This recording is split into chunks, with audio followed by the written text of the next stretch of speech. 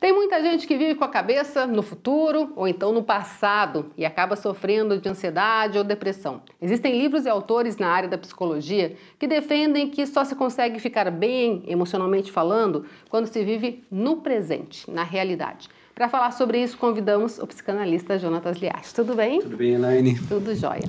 Bom, dizem que quem fica a cabeça muito no futuro sofre de ansiedade. Quem pensa muito no passado fica deprimido. Só que só tem o agora para a gente fazer as coisas, né? O mais importante sempre vai ser o dia que se chama hoje. Mas não tem jeito. Uma sociedade corrida, uma sociedade em que as coisas são muito exigentes, estamos vivendo em grande demanda quase o tempo todo, a gente acaba ansiando um pouquinho, trazendo aquele futuro um pouquinho para agora. E aí, muitas vezes, não conseguindo atingir as metas, os resultados que a gente queria, a gente acaba deixando para trás. Aí isso vai ficar para o ontem, amanhã será o ontem. E aí o ontem começa a deixar a gente depressivo, triste, porque a gente não conseguiu atingir uma realização.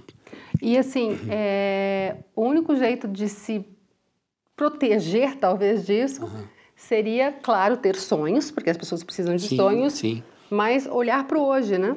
Sim, aí você falou uma questão interessante na introdução sobre a realidade. Viver a realidade é uma coisa, assim, extremamente importante, mas a questão é o que é a realidade. Se a realidade é o que eu vivo hoje, eu preciso entendê-la, compreendê-la de uma maneira mais abrangente. Por que eu digo isso? Jacques Lacan, que foi um teórico psicanalista do século XX, um dos grandes, mais importantes psicanalistas, dizia que existia uma estrutura chamada real, simbólico e imaginário. E ela ficava essa estrutura ficava em torno de um tal de um objeto A, que seria o objeto faltante, aquilo que nos falta, aquilo que nos angustia. Ele dizia que o simbólico é aquilo que eu falo, aquilo que eu expresso. O imaginário tem a ver com as idealizações, com as imagens, com as fantasias e tudo mais. E o real, então, seria a soma desses dois, simbólico e imaginário. Por isso mesmo, Lacan dizia que o real não existe. Então, o que é a realidade? Se eu tenho uma idealização e eu tento buscá-la, expressá-la, tentar atingi-la e não consigo, muitas vezes isso torna irreal. E aquilo que era absoluto passa a ser relativo para mim. Essa vivência é muito complicada nos dias que a gente está. Porque muitas pessoas estão vivendo, como você disse agora há pouco, muitas fantasias ao invés de sonhos. Ao invés de sonhar com uma carreira, sonhar com uma família, sonhar com realizações de modo geral, ela acaba fantasiando e isso foge de uma busca genuína, de alguma coisa tangível que eu possa realmente buscar. E nessa expectativa não atingida, eu me torno frustrado e frustrações seguidas, elas me causam angústia. E aí a pessoa fala assim, puxa, mas como é que eu não consigo buscar realização pessoal? Qual é a realização pessoal? Ela está vivendo uma angústia atrás de outra angústia na vida.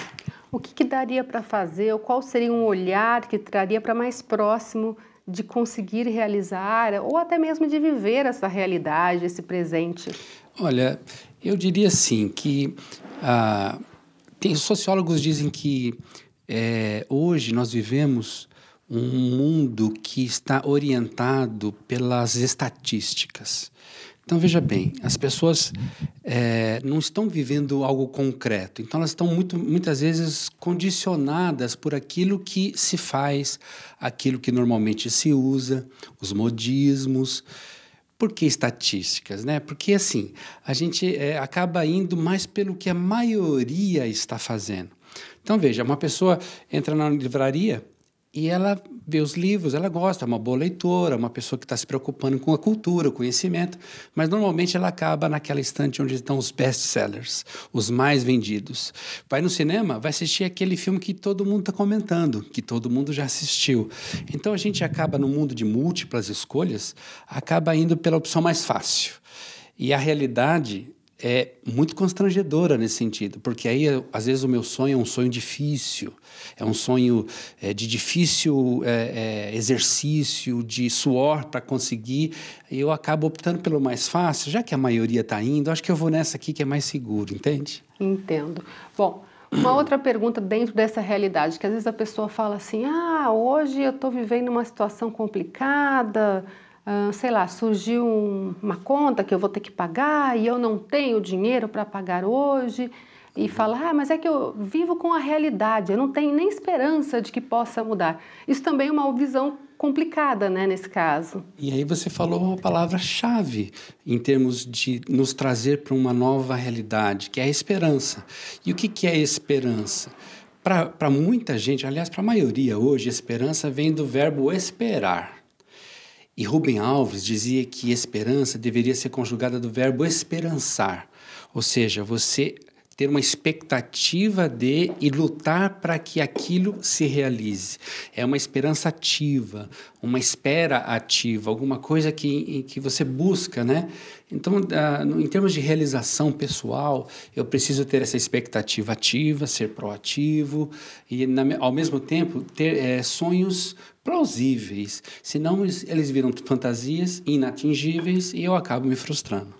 Como já diz uma frase bíblica, para hoje bastam os problemas de hoje, exatamente, né? Basta o dia o seu próprio mal, exatamente isso. E cuidar disso, né? Ou seja, não transformar, eu costumo brincar, não transformar o copo d'água nas cataratas do Iguaçu. Sem dúvida. Né? E nem as cataratas no copo d'água, saber o tamanho ideal, aquilo, né? Que isso é o suficiente. É uma sociedade que está muito orientada pelo consumo, ela acaba querendo buscar coisas que ela não precisa, na maior parte das vezes. A gente vive com muito pouco, se a gente prestar atenção, com muito pouco. Mas a gente não se satisfaz por causa dessas demandas que a gente tem na sociedade. E não transformar um sofrimento em algo maior, Sim, né? Sim, nunca maior. Nunca olhar com uma lupa as coisas, né? Olhar como elas são. Tá certo. Muito obrigada pela sua participação. Obrigado você, aqui mais uma vez.